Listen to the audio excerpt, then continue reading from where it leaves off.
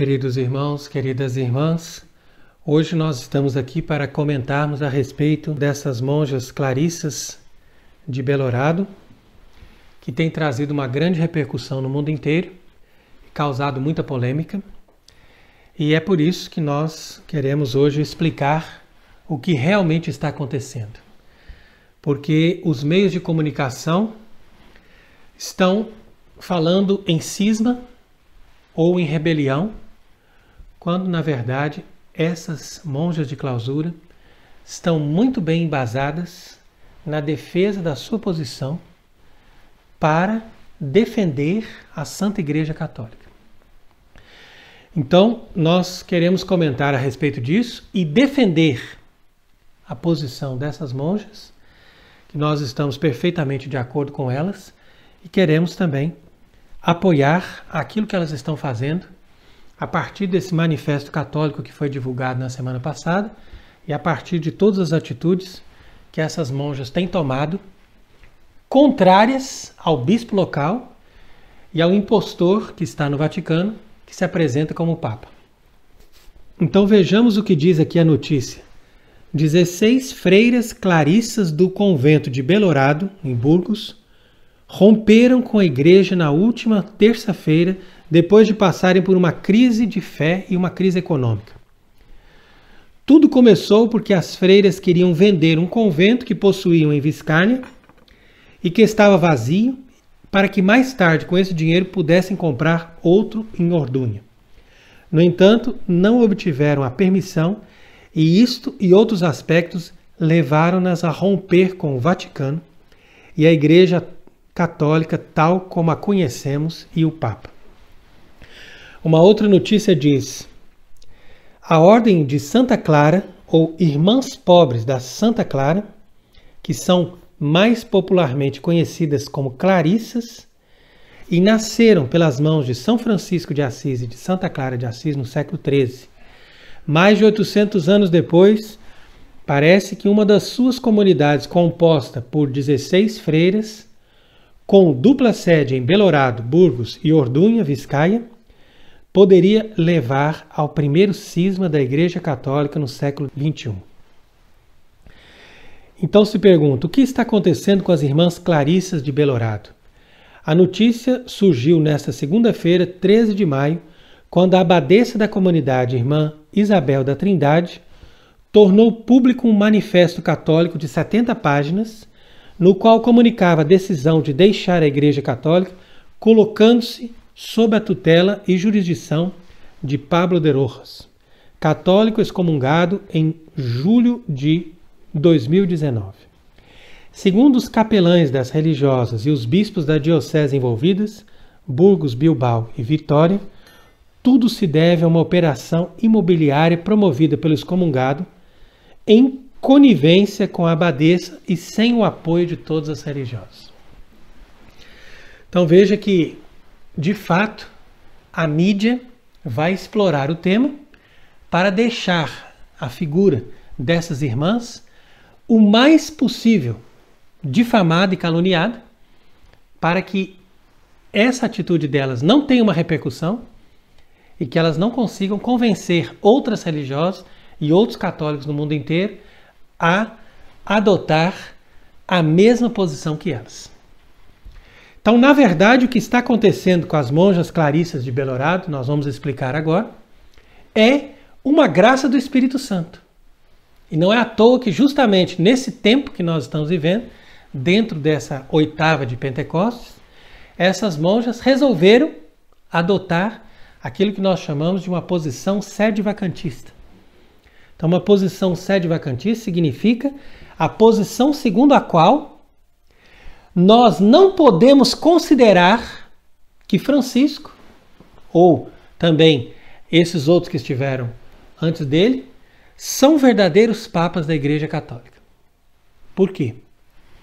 Porque um verdadeiro papa da Igreja Católica, como nós sabemos pela própria doutrina da Igreja, não pode nos ensinar uma nova doutrina, nem uma religião diferente. Então isso é base, isso é uma conclusão óbvia. Mas, infelizmente, hoje, por causa dos interesses envolvidos, as pessoas não chegam a essa conclusão.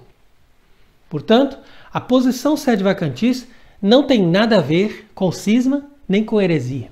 Ao contrário, é uma posição que protege o papado dos impostores. Então, essas monjas clarissas estão adotando essa posição porque elas chegaram a uma conclusão de que a Igreja Católica não é isso que está se apresentando hoje aí no Vaticano. E isso é extremamente importante para todos aqueles que querem a verdade. Então, para você chegar à verdade, precisa de duas coisas. Precisa de um pouco de inteligência e honestidade. Se você tem um pouquinho de inteligência para acompanhar o raciocínio e tem honestidade, você chega ao catolicismo. Porque Deus também ajuda aqueles que querem chegar até a verdade. E nós estamos defendendo essas monjas porque nós também passamos por isso. Nós somos religiosos, vivemos muitos anos a serviço dessa falsa igreja do Vaticano II e depois de muita perseguição que fizeram conosco, nós tivemos que estudar o problema. E estudando o problema, e graças a Deus tendo uma boa orientação, nós chegamos até a verdade. Mas a nossa situação foi muito mais difícil, muito mais sofrida que a delas. Porque nós levamos muitos anos para poder chegar a esse entendimento. E além disso, nós fomos muito enganados por esses bispos que nos roubaram todas as nossas propriedades e fizeram questão de nos destruir e nos difamar o máximo que eles puderam. Entretanto, essas monjas tiveram uma graça, na verdade, de partir de uma posição mais privilegiada, na medida em que elas já têm uma propriedade garantida no nome da comunidade, e elas estavam justamente tentando vender essa outra propriedade, que é um mosteiro que elas têm, que está vazio, para poder garantir a compra de um outro mosteiro no nome delas. Por quê? Porque esse mosteiro que elas estavam tentando vender é um mosteiro ao qual os bispos locais já estão trabalhando para tirar do nome das irmãs. Então, como esse mosteiro não está ocupado pela comunidade, está vazio, então é muito provável que as irmãs vão perder a propriedade desse mosteiro, através desse processo civil. Então, como elas já sabem desse ardil, porque na verdade não são elas que estão fazendo um processo errado do ponto de vista econômico ou imobiliário, como diz aqui na imprensa, mas são esses bispos, que na verdade são impostores e são pessoas que estão explorando e destruindo a Igreja Católica. E qualquer pessoa que tem um mínimo de entendimento é capaz de entender isso, porque tudo isso é provado.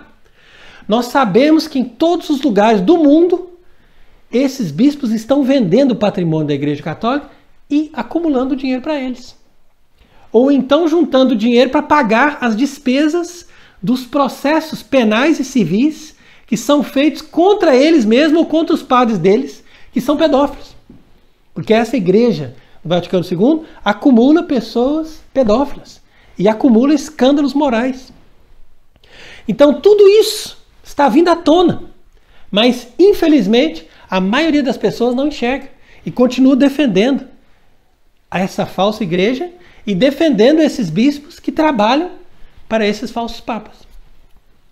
Então quer dizer que a situação é muito séria e foi uma graça de Deus justamente no dia 13 de maio, que é o dia da primeira aparição de Nossa Senhora em Fátima, essa madre priora, abadesa desse mosteiro, revelou, não, agora nós não queremos mais participar dessa falsa igreja e nós não reconhecemos Francisco como verdadeiro papa. Então isso aí estourou na Espanha, porque justamente a Espanha foi um dos países mais manipulados pela Igreja do Vaticano II. E nós podemos fazer, inclusive, uma lista de trapaças que eles fizeram para enganar os católicos espanhóis e enganar os religiosos na Espanha. Como aconteceu, por exemplo, com as carmelitas de Madre Maravilhas de Jesus. E essa Madre Maravilha de Jesus, que queria manter a regra original, na época foi enganada por João Paulo II. E ali eles manipularam essas irmãs carmelitas para que elas pudessem recorrer à regra tradicional, mas aderissem ao Vaticano II e aderissem à Missa Nova. E depois elas continuaram sendo manipuladas pela Opus Dei, e são até hoje. Então é assim que esses organismos, que estão presentes nessa super seita internacional, que é a igreja fundada por João 23, vai manipulando as pessoas e principalmente os religiosos, porque eles sabem que os religiosos têm uma força muito grande na igreja. Então por isso mesmo eles querem acabar com a vida religiosa. E, graças a Deus, essas monjas acordaram a tempo. Então elas estão salvando a vocação delas e estão dando um testemunho realmente importante que vai produzir ainda muita repercussão. Porque a partir da conversão desse mosteiro de Belorado, nós podemos dizer aqui hoje, sem sombra de dúvidas, que agora o jogo começou a virar. Então, graças a Deus, porque o nosso combate é muito difícil e nós não vamos parar com essa luta até que nós tenhamos um verdadeiro Papa coroado, que seja verdadeiro sucessor de Pio XII e que possa reunir de novo essas ovelhas dispersas no mundo inteiro, não só leigos, sacerdotes, mas também religiosos e religiosas, que estão ali tentando sobreviver e continuar uma vida de católicos. Então, este mosteiro de Belorado é um mosteiro famoso que existe ali na Espanha, fundado em 1358, já na Idade Média. E essas irmãs ali dessa comunidade atual se tornaram muito conhecidas por causa dos doces que elas fazem, que são muito apreciados na Espanha. Então elas conseguiram um certo patrimônio com o trabalho delas. Então isso aqui não é exploração, nem ficaram pedindo dinheiro, como acontece muitas vezes com essas comunidades tradicionalistas que existem por aí. Não. Elas foram trabalhar e com o trabalho elas garantiram a estabilidade econômica delas. Elas não têm nenhuma crise econômica, como diz aqui esse artigo desse jornal. Ao contrário disso, elas acumularam um grande patrimônio, fizeram uma renda boa para que elas pudessem, então, manter a vida delas. E isso é totalmente legítimo dentro do direito canônico e da norma da igreja. E elas têm uma comunidade grande, de 16 religiosas, e isso aí é considerável no mundo de hoje. Porque nós sabemos que um mosteiro hoje com 15, 16 pessoas é uma coisa rara, porque infelizmente as vocações estão acabando. E o que mais nós vemos por aí são esses mosteiros abandonados, que não têm mais vocações. Aí eles vão juntando as religiosas já idosas num só mosteiro, e os outros mosteiros que ficam vazios, eles vendem por fortuna, milhões de euros. Vendem para se tornarem casas de família ou até mesmo bares, hotéis, coisas desse gênero. Então isso é um crime também contra Deus. É um crime contra a igreja. Porque primeiro destruíram a igreja católica, tudo aquilo que ela tinha de santo, de bonito e de perfeito na sua fé, na sua doutrina, na sua liturgia, e depois eles vão recuperando o dinheiro do patrimônio da igreja católica.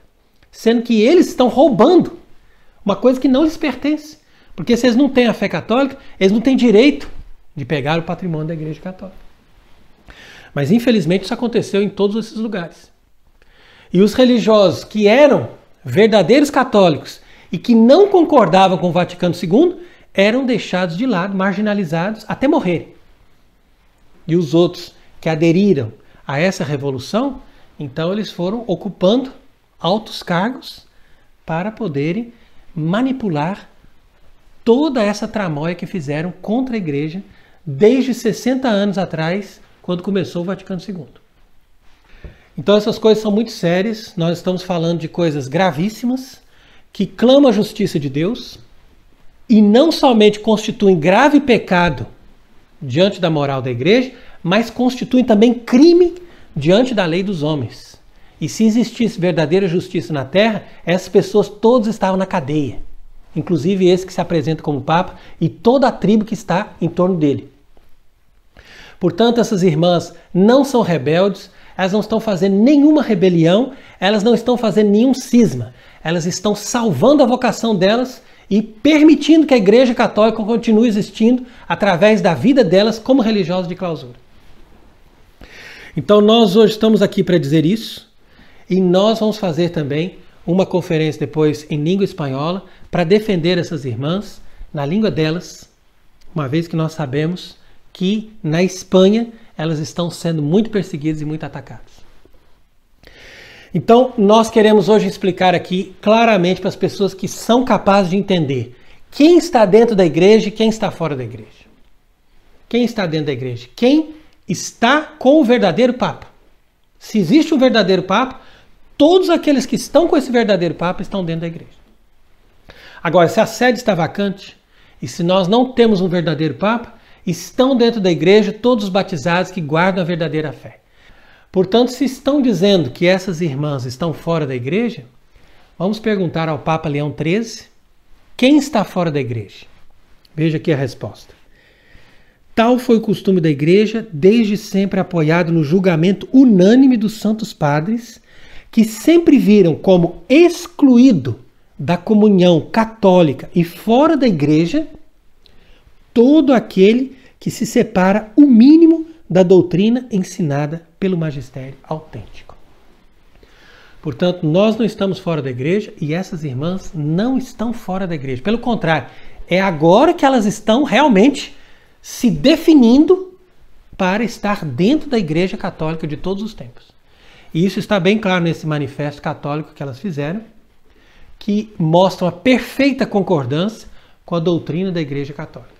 Portanto, são eles que estão fora da igreja, esses bispos que apoiam esse falso Papa e todas essas pessoas que estão apoiando essa nova igreja do Vaticano II. Então veja que esse manifesto católico diz aqui, já na sua primeira parte, que não houve um concílio, mas houve um latrocínio do Vaticano II. Roubaram a fé de milhares de pessoas, destruíram o depósito da doutrina católica com a bandeira da apostasia. Portanto, esse latrocínio do Vaticano II é o maior embuste de toda a história da igreja. Então está muito bem aqui explicado. Depois eles dizem supressão do sacerdócio na igreja conciliar, através do novo rito de 1968.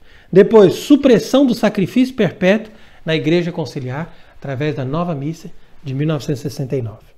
Então, muito bem explicado. Depois, numa segunda parte, elas passam a explicar sobre as heresias desses usurpadores da Cátedra de São Pedro. Então, elas falam das heresias do bispo Roncalli, que ficou conhecido como João 23. Depois, elas passam para as heresias do bispo Montini, que ficou conhecido como Paulo VI. Tá vendo? Então, isso aqui desmente as acusações também de que essas irmãs ou aqueles que estão apoiando elas têm envolvimento com a seita de Palmar de Troia. Por quê? Porque a seita de Palmar de Troia, como nós explicamos na semana passada, é uma seita que sustenta que Paulo VI era verdadeiro Papa e era um santo. Então isso é completamente falso e essas irmãs não têm nada a ver com a seita de Palmar de Troia, criada através de falsas revelações demoníacas. Então diz aqui claramente que Paulo VI era um bispo herético e jamais poderia ter se tornado Papa. Depois, as heresias do bispo Luciani, que se tornou depois conhecido como João Paulo I. Depois, as heresias do bispo Wojtyla, que se apresentou como Papa João Paulo II, um outro impostor. Depois fala das heresias do padre Ratzinger, e que se apresentou como Bento XVI. E depois, as heresias do senhor Bergoglio, que nem sequer é padre, e está ali comandando hoje essa impostura que está instalada no Vaticano. Então é muito bem explicado esse manifesto dessas irmãs e elas fazem aqui uma explicação geral de todo o problema que tem ocorrido desde o dia em que esse impostor João 23 entrou ali de forma fraudulenta para ocupar a sede que pertenceria a um verdadeiro Papa católico. Então nós procuramos ensinar, através dessas conferências, que Não basta que uma pessoa se vista de papa, ou que ele seja reconhecido como papa, ou que ele seja eleito papa, para se tornar um verdadeiro papa diante de Deus e diante da igreja. Mas para nós entendermos o que é um papa, devemos ler a Constituição Pastor Aeternus do Concílio Vaticano I, verdadeiro concílio, último concílio da Igreja Católica.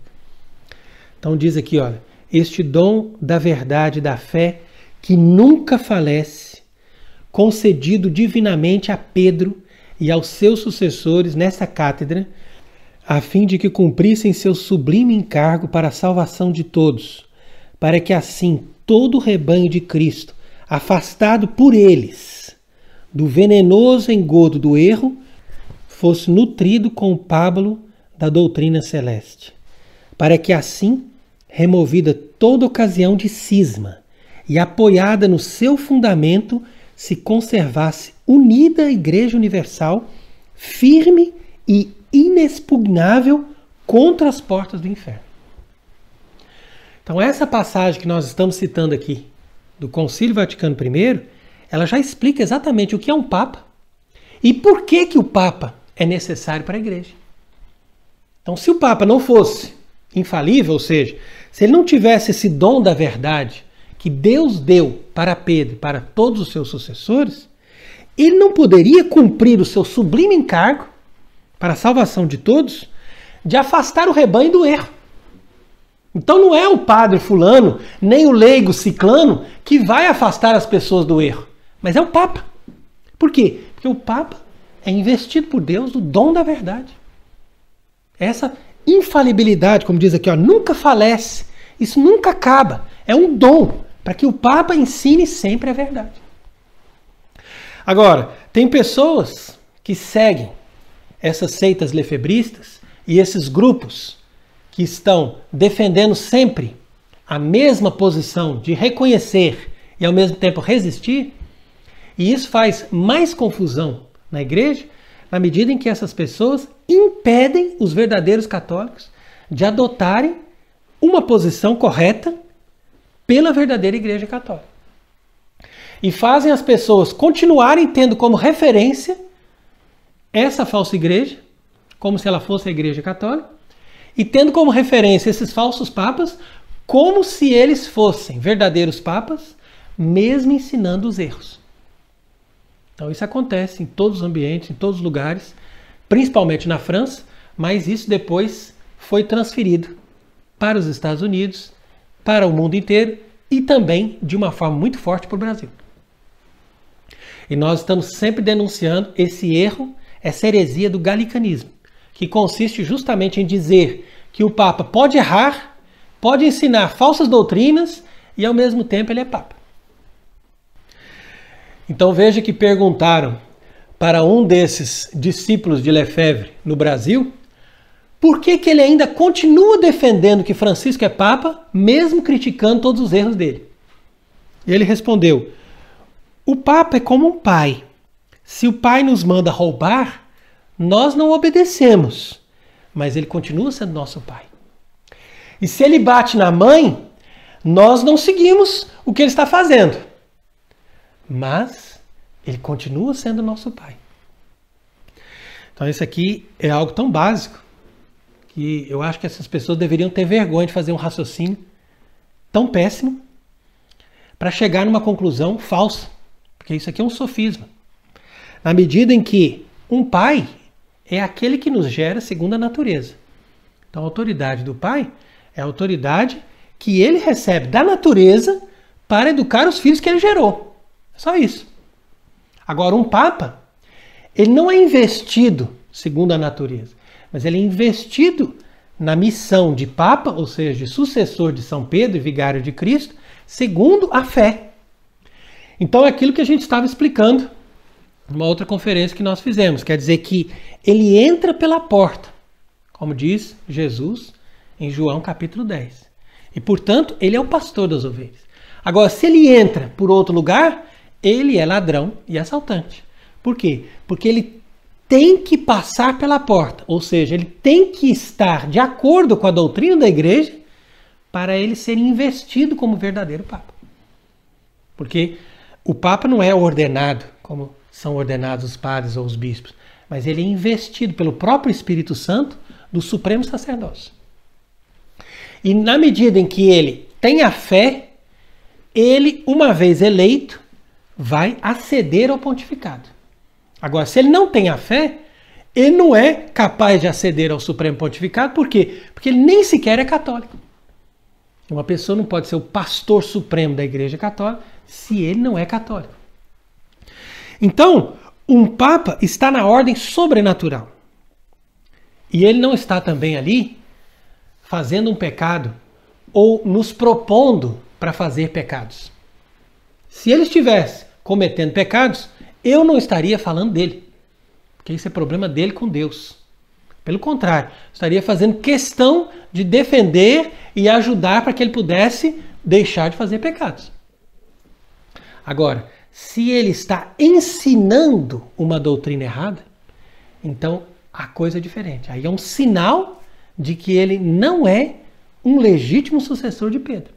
Porque ele não tem o dom da verdade. É uma coisa fácil de perceber. Uma vez que a pessoa percebeu que ele está ensinando o erro e que isso não é um julgamento, mas é algo provado por aquilo que ele mesmo disse, então a igreja imediatamente chega à conclusão que ele não é Papa.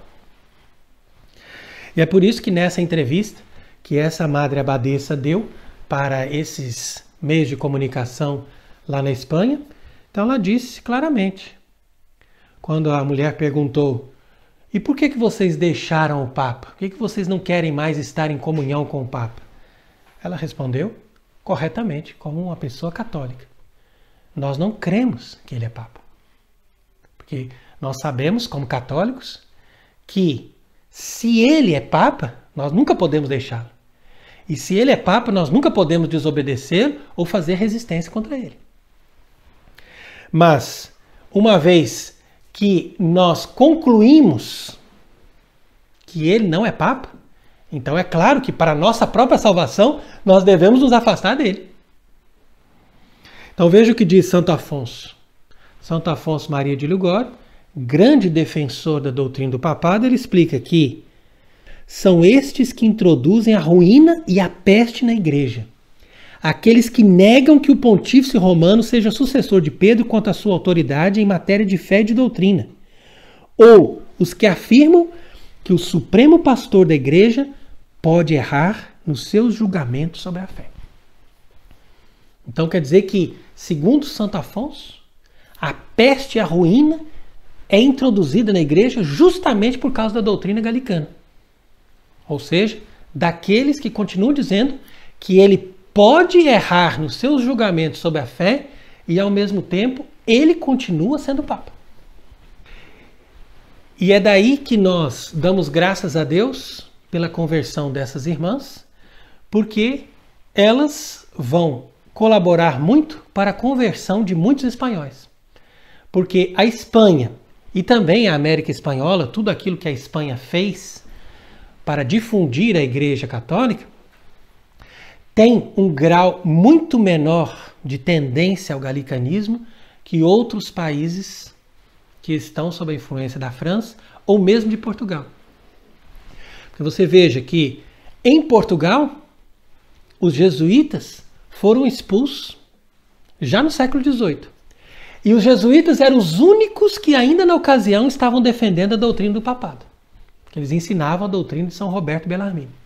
Então por isso que em todos os lugares esses governos faziam questão de expulsar os jesuítas, porque eles queriam que as pessoas perdessem a noção dessa doutrina do papado aqui, que o Papa é infalível, que ele é o supremo doutor e legislador da igreja. Então é claro que enfraqueceu a fé e com isso ficou muito mais fácil que os países como a França, Portugal e outros países que já estavam no protestantismo adotassem essa visão galicana. Mas alguns países como a Itália ou mesmo a Espanha católica foram mais preservados dessa doutrina. E por isso eles demoraram mais tempo para acordar. Porque eles jamais poderiam imaginar que um Papa pudesse ser um instrumento de destruição da igreja. Mas agora que a coisa está evidente através das imposturas de Francisco, então os espanhóis estão acordando também. ¿Qué ha pasado para que dejen de creer en el Papa? Sí, sí, sí. Cuando tienes 40 años en un convento, realmente lo que tienes es un sentido profundo de quién es Dios. Eso es la riqueza contemplativa, que tienes ya un sensus, una manera de entender, un espíritu en que disciernes lo que es de Dios y lo que no es. Entonces, bueno, como todo esto ha tenido una evolución que puede ser lenta o rápida según se mire, son 40 años, pero porque yo nací justo al día siguiente de terminar el concilio, pues bueno, me he metido ahí en esa... en este concilio, vamos, sí, en este concilio, y claro, es imposible que tengas discernimiento al principio, pero lógicamente el tiempo, la vida, la experiencia te va enseñando muchas cosas y madre, bueno, pero la vida también, madre, ha cambiado mucho en estos 40 años, también la sociedad ha cambiado. Ustedes están volviendo atrás. Sí, claro, por supuesto. En el Nosotras tiempo no somos cuando la sociedad va hacia inmovilistas. adelante. Para nada, en absoluto. Sí, sí, sí. Por supuesto, el mundo evoluciona, las personas evolucionan, nosotras evolucionamos, o sea, en este sentido no somos personas retrógradas, de que estemos queriendo revivir situaciones de la Edad Media, en absoluto. Nuestra vida es una vida que es perfectamente compatible con cualquiera de nuestras familias, amigos, y de hecho tenemos una conexión bastante importante con la gente y con los medios de comunicación, no tenemos problema. Pero lo que es Dios y la verdad de Dios y los sacramentos, que son vías de la gracia santificante, tienen que estar donde están, porque es como una tubería que se cierra y pues se seca todo. Y eso no para lo podemos ustedes, permitir. para ustedes, eso bueno, no tiene también nada que ver. Sí. Para ustedes, ¿quién es el Papa en este momento? ¿Quién sería el Papa en este momento para ustedes? Bueno, aí se dé vacante porque murió Pío XII.